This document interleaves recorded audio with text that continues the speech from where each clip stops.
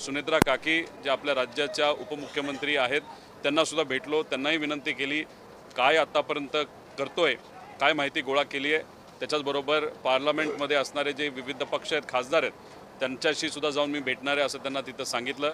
काही दिवसांपूर्वी CM साहेबांना भेटलो होतो, उद्धव ठाकरे साहेबांना तिथं मी भेटलो होतो, राज ठाकरे साहेबांना सुद्धा तिथं भेटलो आणि काँग्रेसच्या प्रमुख नेते आणि या देशाचे विरोधी पक्ष नेता राहुल गांधीजी यांनाही पुढच्या काही दिवसांमध्ये दिल्लीत जाऊन भेटणार आहे।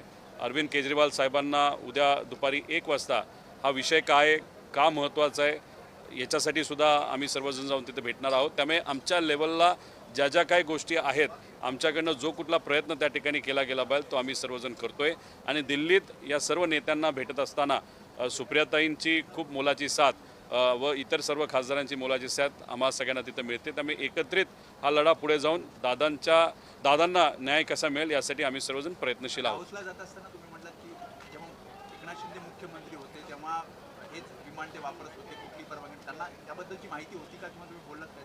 नाही, विषय फक्त अजितदादांचाच आम्ही बोलत होतो, अजितदादांच्या विषयावरच त्या ठिकाणी चर्चा झाली, बाकी कुठलीही इतर चर्चा तिथं त्या ठिकाणी झालेली नाही। फक्त जसं इतर नेत्यांना आम्ही विनंती केली होती तसंच एकनाथ शिंदे साहेबसुद्धा मोठे नेते आहेत, त्यांनीसुद्धा प्रवास करत असताना विमान ते हेलिकॉप्टरच्या बाबतीत काळजी घ्यावी अशी विनंती त्यांना केली।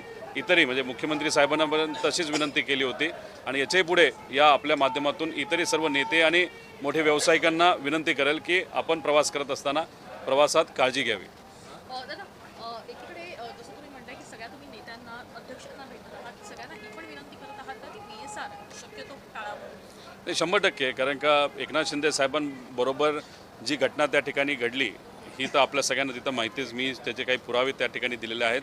त्याच्याचबरोबर दादांच्या बाबतीत सुद्धा घटना आपल्याला माहिती, 2023ला सुद्धा असंच VSRचं एक विमान पडलं होतं आणि मग त्याच्यामध्ये कामचुकारपणा मोठ्या प्रमाणात होत असतो व तसं त्यांच्यावर दबाव आणून VSRच्या माध्यमातून काही चुकीच्याही गोष्टी केल्या जाऊ शकतात, हे आता सिद्ध अजून काय वेगळं करायचं। त्यामुळे नेत्यांनी VSRली प्रवास करत असताना काळजी घ्यावी, नाहीतर VSRली प्रवासच करू नये अशी भावना माझ्यासारख्याची त्या ठिकाणी आहे। कारण का जे आमच्या परिवारामध्ये घडलं ते दुसऱ्या कोणाच्या परिवारामध्ये घडू नये